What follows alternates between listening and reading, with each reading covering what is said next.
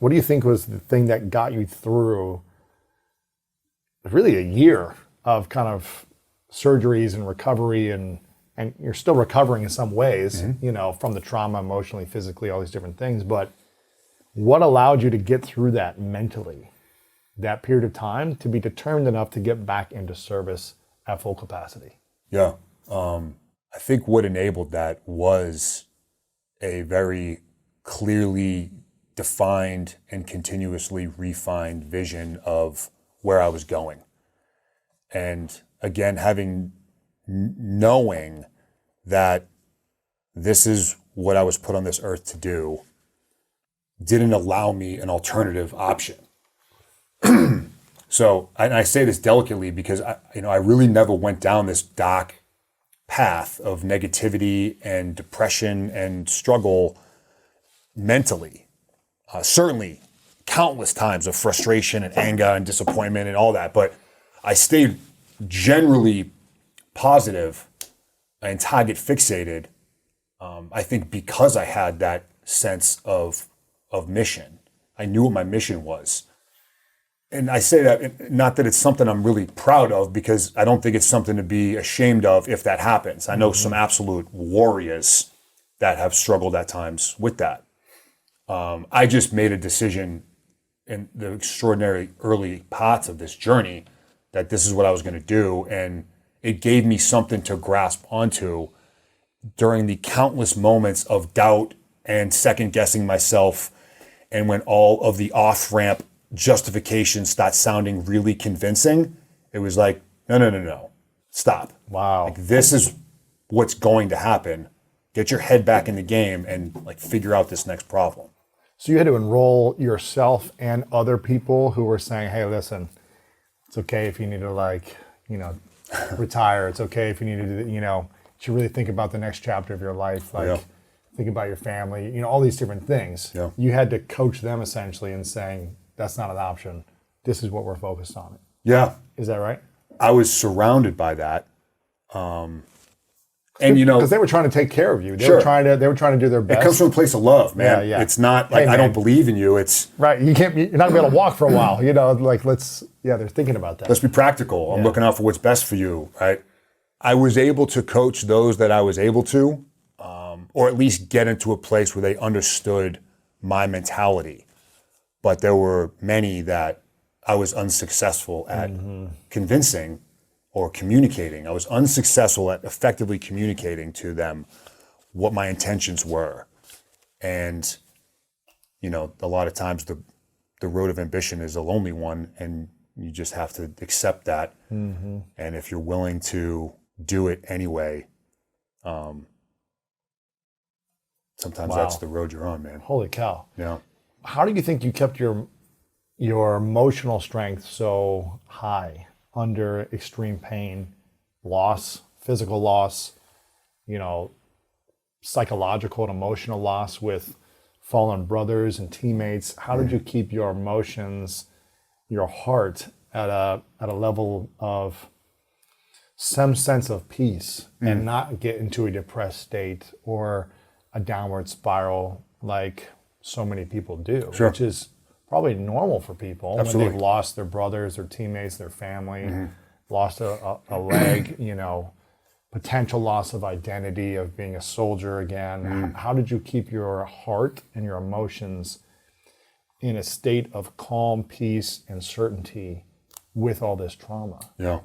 One aspect of that was being made aware of how the attack happened, the information that I explained earlier. Once my teammates got back, they came to visit me.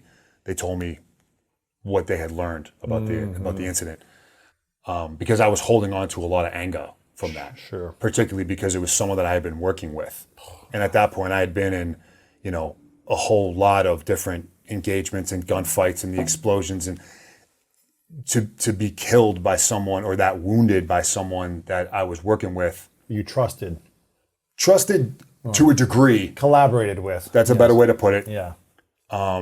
Was frustrating to me. I can imagine. You know, betrayal, the hurt, all that stuff. Yeah, betrayal. That's some powerful stuff, right? So once I was made aware of his reasoning, I was able to let go of quite a bit. And have some understanding or some type of compassion, even Complete. though it's hard to have compassion for someone who's doing this to you, but when you know why. Yeah, man. He cared about his family and he knew he was going to die. Right.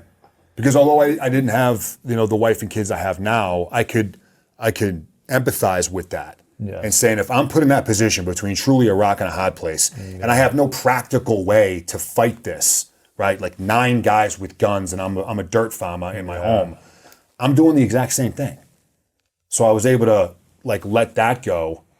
And then, get to business. And you ask, how, and I'll sum it up into one word because it's the only one I can think of to explain it. And it's faith, which certainly has a strong, religious and biblical feel to it. However, a definition of faith being a firm belief in something for which there is no proof.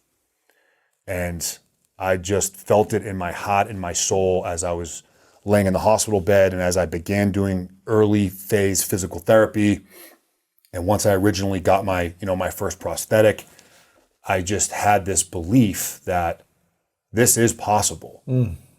It's never been done before, but that doesn't make it impossible. I just have to figure out how to go about doing it. And I mentioned Green Berets are somewhat natural problem solvers, and then we become highly trained problem solvers. This became the greatest problem that I needed to solve. And I just leveraged everything I had learned as, certainly an athlete in college, but more so as a Green Beret working on a team and being tasked to do these things. I leveraged those lessons and I leveraged the people that I had the chance to work with to begin solving that. Do you think, have you seen anyone else in the military get out of a tough situation? I mean, a situation similar to like yours where they lost an arm or something happened physically to them or they, some of their teammates were lost. Have you seen anyone get through it in a positive, semi-healthy way, if that's possible, without faith? Like, have you seen people rise up against extreme adversity, whether it be physical trauma, emotional trauma, psychological trauma, with something other than faith? I'm not sure I've seen it.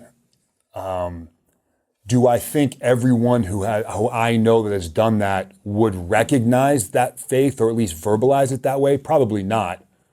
But I do think that it is a fundamental requirement depending on the degree of goal that they're trying to work towards. To overcome the adversity. I mean, when it comes to achievement, the size of the struggle is commensurate with the size of the goal.